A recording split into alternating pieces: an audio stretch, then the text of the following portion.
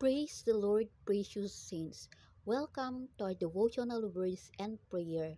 Today, our devotional verse and prayer is Job chapter 23, verse 8 until verse 10.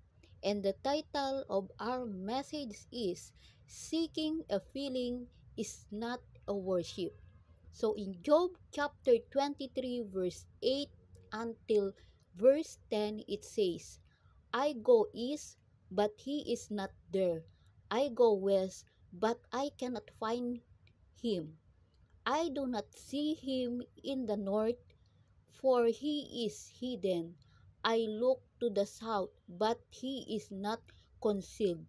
But he knows where I am going, and when he tests me, I will come out as pure as gold.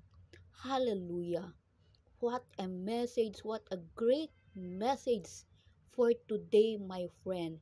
This means that for every believers, there are times when it seems that God has hidden himself from us. This is one of the greatest statements made in entirety of the Word of God. In effect, Job is saying, even though I cannot perceive him and it seems like hide himself, is still he is know exactly what is happening to me, and when this trial is over, I shall come forth as a gold. Yesterday, we saw that David sometimes complained of God's apparent absence.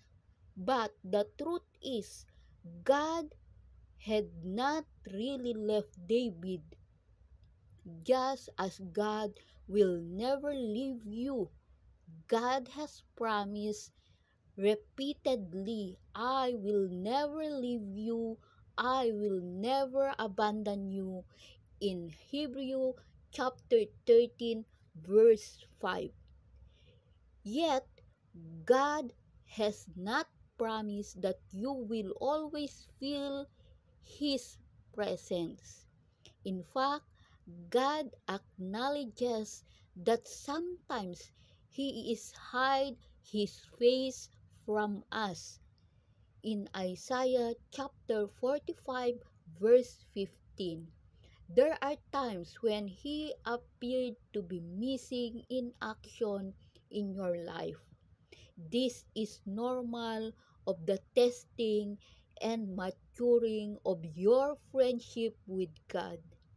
Every Christian goes through it at least once and usually several times.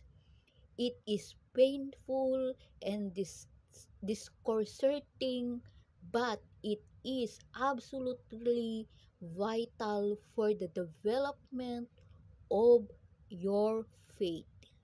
Knowing this gave Job hope when he could not feel God's presence in his life.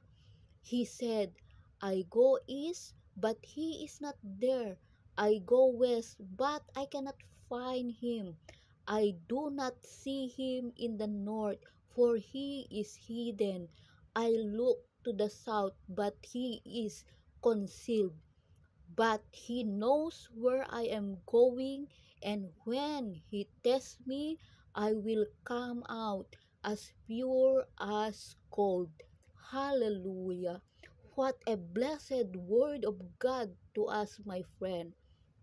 When God seems distant, you may feel that He is angry with you or it is disciplining you for some sins. In fact, sin does not disconnect us from intimate fellowship with God. We grieve God's Spirit and quench our fellowship with Him by disobedience, conflicts with others, busyness, friendship with the world, and other sins. in Philippians, in Psalms 51 and Ephesians chapter 4 verse 29 until 30 and First Thessalonians chapter 5 verse 19, Jeremiah chapter 2 verse 31 and First Corinthians chapter 8 verse 12 until James chapter 4 verse 4. But often this feeling of abandonment or estrangement from God has nothing to do with sin. It is a test of faith, one we all must face. Will you continue to love, trust, obey, and worship God even when you have